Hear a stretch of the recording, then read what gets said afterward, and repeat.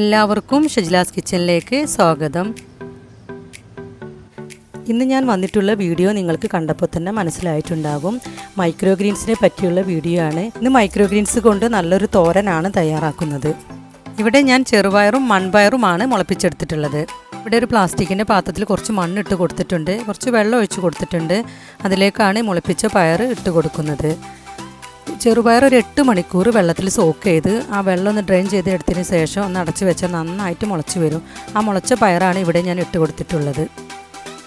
ഞാനിവിടെ 1-2 പ്ലാസ്റ്റിക്കിൻ്റെ tin cut ചെയ്തെടുത്ത് അതിൽ മണ്ണിട്ടിട്ടാണ് ഇവിടെ മൈക്രോഗ്രീൻസ് മുളപ്പിച്ചെടുത്തിട്ടുള്ളത്. നിങ്ങൾക്ക് വേണമെങ്കിൽ ടിഷ്യൂ പേപ്പറിലും മണ്ണിടാതെ തന്നെ മുളപ്പിച്ചെടുക്കാം. ഒരാഴ്ച ആയപ്പോഴേക്കും നല്ല ഇല കിട്ടിയിട്ടുണ്ട്. ഇത് വൻപയർ മുളപ്പിച്ചെടുത്തതാണ്. ഇതുപോലെ നിങ്ങൾക്ക് കടലയും ഗ്രീൻ പീസും ഒക്കെ മുളപ്പിച്ചെടുക്കാം. ഇനി ഇലകളൊക്കെ ഒന്ന് കട്ട് ചെയ്തെടുക്കാം.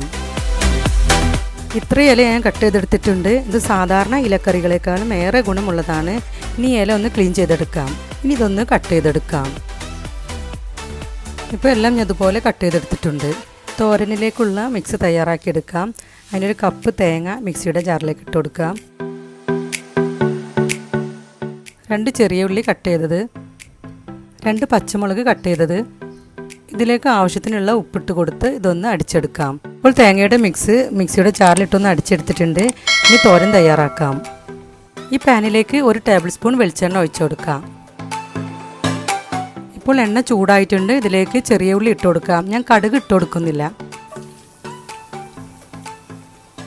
ഇപ്പോൾ ഉള്ളിയുടെ കളറൊക്കെ ഒന്ന് ചേഞ്ച് ആയിട്ടുണ്ട്. ഇനി ഇതിലേക്ക് കട്ട് ചെയ്ത് വെച്ച് ചെറുപയറിൻ്റെ ഇല ഇട്ട് കൊടുക്കാം.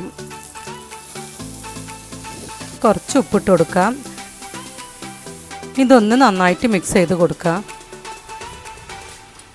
ഇനി അടച്ചു വെച്ച് ഇതൊന്ന് വേവിച്ചെടുക്കാം. ഇനി ഇതിലേക്ക് തേങ്ങയുടെ മിക്സ് ഇട്ട് കൊടുക്കാം. ഇത് നന്നായിട്ടൊന്ന് മിക്സ് ചെയ്ത് കൊടുക്കാം. ഇപ്പോൾ തോരൻ റെഡി ആയിട്ടുണ്ട്. ഇനി ഫ്ലെയിം ഓഫ് ചെയ്യാം. ഞാനിതൊരു സെർവിങ് പ്ലേറ്റിലേക്ക് മാറ്റിയിട്ടുണ്ട്. നല്ല ടേസ്റ്റാണ് ഇത് കഴിക്കാൻ. ഒരുപാട് പേരൊക്കെ ചെയ്ത് നോക്കി റെസിപ്പി തന്നെയാവും. ചെയ്ത് നോക്കാത്തവരുണ്ടെങ്കിൽ തീർച്ചയായിട്ടും ഇതുപോലെയൊക്കെ ചെയ്ത് നോക്കി അഭിപ്രായങ്ങൾ അറിയിക്കുക.